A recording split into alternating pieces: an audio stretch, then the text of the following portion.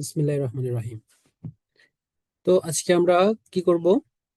আজকে আমরা 2016 সালের 13 নম্বর অঙ্কটা করব।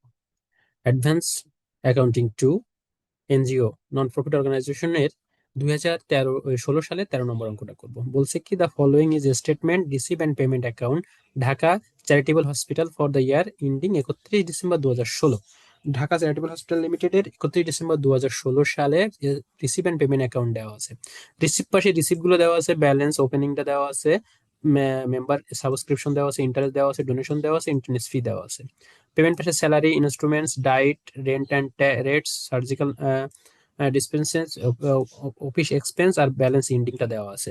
মানে ক্যাশ ইন হ্যান্ড ইন্ডিংসটা দেওয়া আছে, ক্যাশ ইন হ্যান্ড ওপেনিংটা দেওয়া আছে। রিসিভ পাশে ওপেনিং আর পেমেন্ট পাশে যে 31 তারিখে যেটা দেওয়া আছে সেটা হচ্ছে ইন্ডিং। সমন্বয় বলছে, from the following information give below you are asked to prepare a income and expenditure statement for the year ended and balance sheet 31 December 2016। Balance sheet করো এবং কি করো?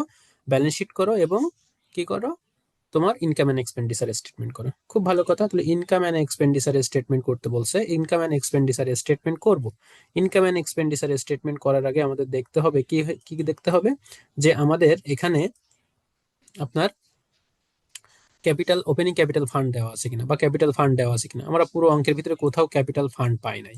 পুরো অঙ্কের ভিতরে কোথাও ক্যাপিটাল ফান্ড পাই নাই। যেহেতু কোনো অঙ্কের ভিতরে ক্যাপিটাল ফান্ড বা ওপেনিং ক্যাপিটাল দেওয়া নেই, সেহেতু আমাদের প্রথমে কি বের করে নিতে হবে? ওপেনিং ক্যাপিটাল ফান্ড বের করে নিতে হবে।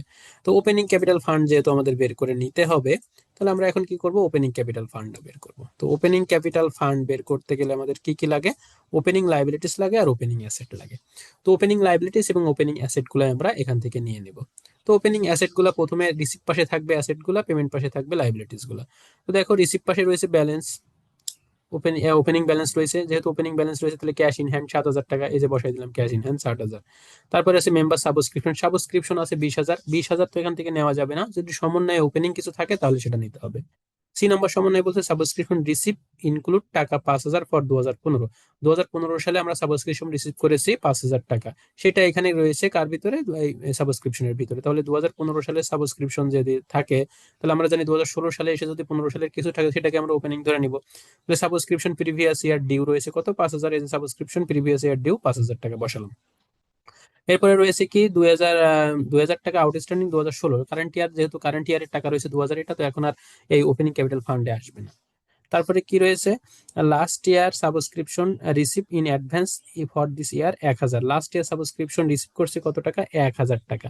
তাহলে লাস্ট ইয়ার বলতে কোনটা বোঝায়? 2015 সালকে বোঝায়, যেহেতু 2016 সালের অঙ্ক। তাহলে 2016 সালের অঙ্ক আমরা 2015 সালে সাবস্ক্রিপশন অ্যাডভান্স রিসিভ করেছি।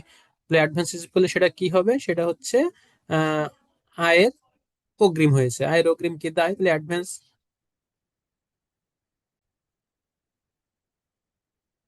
তাহলে আমরা কোথায় ছিলাম? আমরা ছিলাম হচ্ছে সাবস্ক্রিপশন প্রিভিয়াস ইয়ার ডিউ, যেটা পেয়েছি সেটা আমরা ওপেনিং ধরে নিয়েছি। এরপরে রয়েছে কি?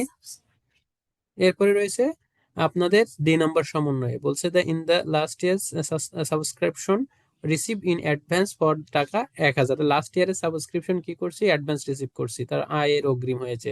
তাহলে আয়ের অগ্রিম হলে দায়, সেটা কোথায় যাবে? Opening liabilities. যেহেতু 15 সালের টাকা, এই যে 1,000 টাকা বসাই দিলাম। এরপরে কি রয়েছে? সাবস্ক্রিপশন রিসিভ অলসো ইনক্লুড টাকা 3,000 advance for next year. Next ইয়ারের টাকা অ্যাডভান্স নিয়েছি, তাহলে এটা কোথায় যাবে? নেক্সট ইয়ারের টাকা, মানে 2017 সালের টাকা। তাহলে এটা আমাদের ইনকাম এন্ড এক্সপেন্ডিচার স্টেটমেন্টের ভিতরে সাবস্ক্রিপশনের সাথে যোগ বিয়োগ করতে হবে এবং ব্যালেন্স শিটে যাবে। আমরা জানি কমপক্ষে 2 জায়গায় বসে প্রত্যেকটা সমন্বয়। আচ্ছা, এরপরে কি আছে? সাবস্ক্রিপশন শেষ, সাবস্ক্রিপশনের কাজ শেষ। এরপরে আমরা দেখলাম এই পাশে যে ইন্টারেস্ট, ডোনেশন, ইন্টারেস্ট ফি আছে, এগুলো তো আমাদের এক্সপেন্ডিচারে যাবে, ইনকাম এন্ড এক্সপেন্ডিচারে। আচ্ছা, তারপরে আমাদের আমাদের পেমেন্ট পাশে রয়েছে স্যালারি। স্যালারি সম্পর্কে সমন্বয় রয়েছে, আমরা সেটার কাজ করব। স্যালারি পেইড ইনক্লুড টাকা 500 2015। শর্টকাট শর্টকাট টেকনিক বলে দিয়েছি। 16 সালের ভিতরে যদি 15 সালের টাকা থাকে সেটা ওপেনিং। তাহলে স্যালারির ইনক্লুড রয়েছে 500 টাকা। তাহলে এটা কি? 2015 সালের টাকা। তাহলে এটা স্যালারি কি রয়েছে? 500 টাকা 2015 সালের আউটস্ট্যান্ডিং বকেয়াটা রয়েছে। তাহলে স্যালারি আউটস্ট্যান্ডিং থাকলে লাইবিলিটিস পাশে বসবে ওপেনিং হিসাবে, এই যে 500 টাকা। তারপরে salary outstanding for 2016 current year যেহেতু রয়েছে এটা ইনকাম এন্ড এক্সপেন্ডিচারে কাজ করব। In the last year salary paid in advance, last ইয়ারের স্যালারি পেইড করছে অ্যাডভান্স, অগ্রিম খরচের অগ্রিম হচ্ছে আমাদের কি অ্যাসেট 2000 টাকা, ওই যে 2000 টাকা আমরা বসালাম, স্যালারি পেইড ইন অ্যাডভান্স 2000। এবারে বলছে স্যালারি অলসো পেইড টাকা 3000 ইন ইয়ার অফ নেক্সট ইয়ারের টাকা, এটা আমরা ইনকাম এন্ড এক্সপেন্ডিচারের ভিতরে কাজ করব। আর কোনো এন্ট্রি আছে? অবশ্যই আছে। 1 নম্বর সমন্বয় বলছে the asset of January 1 2016 were land and building 50,000, furniture 5,000। তাহলে ওপেনিং যেহেতু রয়েছে জানুয়ারি 1 2016, তাহলে বসাই দাও অ্যাসেট পাশে ল্যান্ড অ্যান্ড বিল্ডিং 50,000, ফার্নিচার 5,000। ব্যাস, আর কোনো এন্ট্রি নাই। এবার টোটাল কি করব? সব যোগ করব। 7, 50, 5, 5, 2 যোগ করলে 69,000। এই 69,000 বসালাম। এবার হচ্ছে আমরা এই অ্যাসেট পাশে এপাশে নিয়ে আসলাম। 69,000 থেকে এই 1500 বাদ দিলাম। 69,000 থেকে যদি আমি 1500 বাদ দিই তাহলে থাকে হচ্ছে 67,500। এই 67,500 নাম কি? Opening capital fund. আমরা আমাদের ওপেনিং ক্যাপিটাল ফান্ডটা পেয়ে গেলাম। এবার আমাদের যে কাজটা করতে বলছে সেই কাজটা আমরা করব। সেটা হচ্ছে আমাদের কি করতে বলছে? ইনকাম অ্যান্ড এক্সপেন্ডিচার স্টেটমেন্ট করতে বলছে।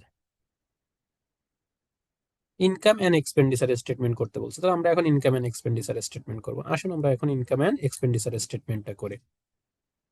তাহলে ইনকাম এন্ড এক্সপেন্ডিচার স্টেটমেন্টের ছক কাটবো। এক পাশে ইনকাম থাকবে, এক পাশে এক্সপেন্ডিচার ব্যয়গুলো থাকবে। তাহলে ইনকাম পাশে ইনকাম গুলো বসাবো, এক্সপেন্ডিচার পাশে এক্সপেন্ডিচার গুলো বসাবো, ব্যয়গুলো বসাবো। ইনকাম পাশে প্রথমে যে এন্ট্রিটা রয়েছে একেবারে শুরুতে ছকের ভিতরে রয়েছে মেম্বার সাবস্ক্রিপশন 20,000 টাকা। তাহলে মেম্বার সাবস্ক্রিপশন আমরা 20,000 টাকা এই যে বসালাম, মেম্বার সাবস্ক্রিপশন 20,000 টাকা। এরপরে আমাদের যদি কখনো আমরা দেখি যে প্রিভিয়াস ইয়ার ডিউ রয়েছে সেটা আমাদের বিয়োগ হবে, আর কারেন্ট ইয়ার ডিউ থাকলে যোগ হবে, আর হচ্ছে প্রিভিয়াস ইয়ার অ্যাডভান্স থাকলে যোগ হবে, আর হচ্ছে নেক্সট ইয়ার অ্যাডভান্স থাকলে কি হবে? বিয়োগ হবে। এই কাজগুলো আমরা এখন যোগ বিয়োগ করব। তা আসেন 1 নম্বর সমন্বয় আমাদের কি বলছে দেখি কত নম্বরে। সাবস্ক্রিপশন সিতে বলছে সাবস্ক্রিপশন রিসিভ ইনক্লুড টাকা 5,000 2015 সালের এই 5,000 টাকা রিসিভ করেছিলাম। তার মানে কি 2016 সালে এসে তাহলে ডিউ ছিল এটা, সেই ডিউ টাকা। তাহলে previous year subscription due due থাকলে মাইনাস 20,000 থেকে 5,000 বাদ দিলে থাকে 15,000। এরপরে হচ্ছে কি? এরপরে বলছে টাকা 2,000 ইজ আউটস্ট্যান্ডিং 2016 চলতি বছর কারেন্ট ইয়ার ডিউ। তাহলে কারেন্ট ইয়ার ডিউ থাকলে কি হবে? কারেন্ট ইয়ার ডিউ থাকলে অ্যাড হবে 2,000, তাহলে 15 সাথে 2 যোগ করলে 17,000। এরপরে আছে ডি নাম্বারে in the last year subscription receive in advance. Last year মানে কি? প্রিভিয়াস ইয়ার সাবস্ক্রিপশন রিসিভ করছে অ্যাডভান্স কত টাকা? 1,000 টাকা। ওকে, তাহলে আমরা কি শিখলাম? যে সাবস্ক্রিপশন প্রিভিয়াস ইয়ার ডিউ থাকলে লেস হবে, কারেন্ট ইয়ার ডিউ থাকলে অ্যাড হবে, অ্যাডভান্স প্রিভিয়াস ইয়ার থাকলে প্রিভিয়াস ইয়ার অ্যাডভান্স থাকলে অ্যাড হবে, আর হচ্ছে নেক্সট ইয়ার অ্যাডভান্স থাকলে বিয়োগ হবে, মানে লেস হবে। এগুলো যোগ বিয়োগ করে কত পেয়েছি? 15,000 টাকা পেয়েছি। এখন আমরা সাবস্ক্রিপশনের কাজ শেষ। এরপর আছে কি ইন্টারেস্ট। ইন্টারেস্ট সম্পর্কে কোনো সমন্বয় নেই, সরাসরি বসাই দিব। ইন্টারেস্ট সম্পর্কে যেহেতু কোনো সমন্বয় নেই, তাহলে আমরা সরাসরি এখানে বসাই দিব ইন্টারেস্ট কত? 5,000 টাকা। এই যে ইন্টারেস্ট 5,000। তারপরে কি আছে ইন্টারেস্টের পরে আছে ডোনেশন। ডোনেশন আসে না, কারণ কি? এটা মূলধন জাতীয়। ডোনেশন আসে না। ইন্টারেস্ট ফি আছে কত? 3,000 টাকা। এই দেখেন ইন্টারেস্ট ফি 3,000 টাকা বসাই দিলাম, এটা ইনকাম। ঠিক আছে, ডোনেশনটা আসবে না, এটা মনে রাখবেন। তারপরে কি আছে? কেন আসবে না তার ব্যাখ্যা আমি লাইভ ক্লাসে দিব। তারপরে কি আছে? তারপরে আছে দায় পাশ, পেমেন্ট পাশ। পেমেন্ট পাশের যেগুলো আছে সেগুলো কোন পাশে বসবে? দায় এক্সপেন্ডিচার পাশে বসবে, ব্যয় পাশে বসবে। সেখানে প্রথমে কোন এন্ট্রিটা আছে? সেখানে প্রথমে আছে স্যালারিটা। স্যালারি সম্পর্কে অনেক কাজ আছে। যেমন প্রথমে কোন সমন্বয় আছে? ই নাম্বার সমন্বয়। ই নাম্বার সমন্বয় বলছে স্যালারি পেইড ইনক্লুড টাকা 500। তার মানে 500 টাকা স্যালারির ভিতরে রয়েছে। তাহলে স্যালারি 20,000 থেকে ওই 500 টাকা কি হবে? মাইনাস হবে। কত সালে? 2015 সালে। এরপরে কি রয়েছে? স্যালারি আউটস্ট্যান্ডিং 2016 সাল, কারেন্ট ইয়ার আউটস্ট্যান্ডিং রয়েছে। কারেন্ট ইয়ার আউটস্ট্যান্ডিং থাকলে কি হবে? কারেন্ট ইয়ার ডিউ থাকলে, আউটস্ট্যান্ডিং মানে বকেয়া, বকেয়া আর এক নাম ডিউ থাকলে কি হয়? যোগ হয়। এবারে বলছে last year salary paid in advance. Last ইয়ারের স্যালারি অ্যাডভান্স পেইড করছে 2,000 টাকা। তাহলে অ্যাডভান্স যদি লাস্ট ইয়ারের করে তাহলে কি হবে? যোগ হবে। Also paid 3,000 in the for next year, এবং নেক্সট ইয়ার 3,000 টাকা। নেক্সট ইয়ারে 3,000 টাকা কি করছে? আপনার পেইড করছে, প্রদান করা হয়েছে নেক্সট ইয়ার 3,000 টাকা। তাহলে নেক্সট ইয়ারে 3,000 টাকা প্রদান করছে, তাহলে কারেন্ট ইয়ার কি হবে? সেটা সেটা কি হবে? নেক্সট ইয়ার 3,000, তাহলে কারেন্ট ইয়ার অ্যাডভান্স 3,000 টাকা। এই যে দেখেন বসে যাবে সরাসরি। চলতি বছরে সেটা আমরা কি করছি? অ্যাডভান্স প্রদান করে দিছি নেক্সট ইয়ারেরটা। কোন ইয়ারেরটা? নেক্সট ইয়ারেরটা। 2016 সালে বসে 17 সালের টাকা পরিশোধ করেছি অগ্রিম, তাহলে অগ্রিম পরিশোধ করেছি।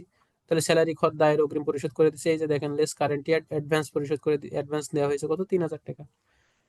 এই 3,000 টাকা মাইনাস হবে। তাহলে এখন আমি স্যালারির কাজটা করবো, একটু দেখবেন সুন্দর করে। স্যালারি প্রথমে কত দেওয়া আছে, 20,000 টাকা। সেখান থেকে কারেন্ট ইয়ার ডিউ কই, এই যে 150 টাকা কারেন্ট ইয়ার ডিউ, সেটা কি হবে, অ্যাড হবে 150।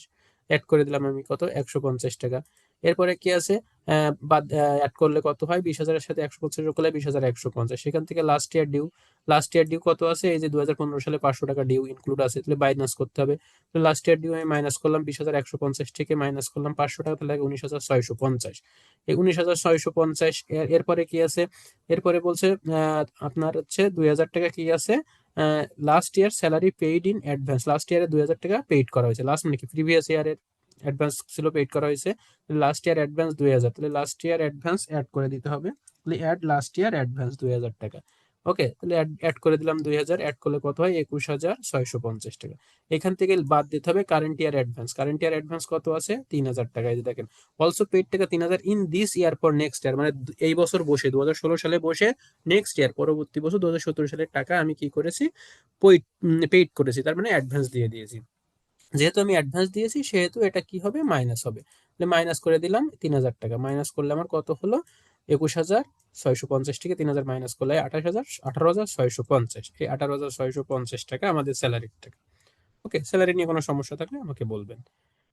এরপরে স্যালারির কাজ শেষ। আছে কি, ইনস্ট্রুমেন্ট আসবে না, কারণ এটা হচ্ছে মূলধন জাতীয়। এরপর আছে ডায়েট এক্সপেন্স কত আছে, 5,000 টাকা। এই যে ডায়েট এক্সপেন্স 5,000, ডায়েট নামে সরাসরি বসালাম।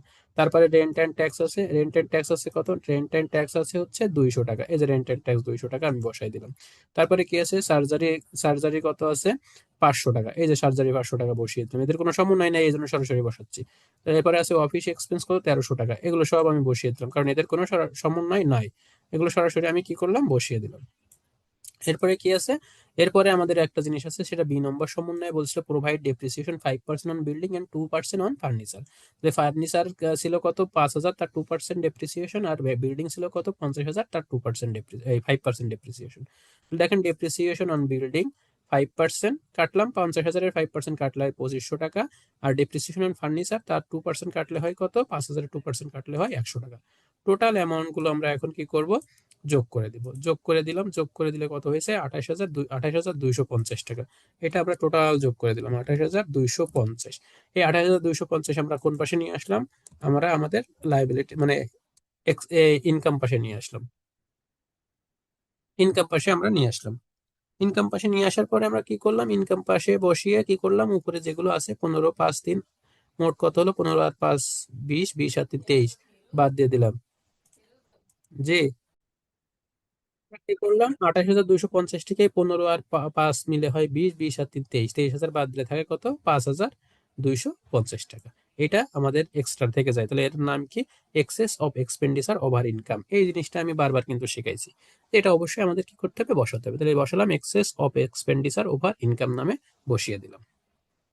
তাহলে আমরা কি শিখলাম, আমরা শিখলাম হচ্ছে ওপেনিং ক্যাপিটাল ফান্ড বের করা শিখলাম। আর কি শিখলাম, ইনকাম এন্ড এক্সপেন্ডিচারটা শিখলাম। কোনো সমস্যা থাকলে বলবেন।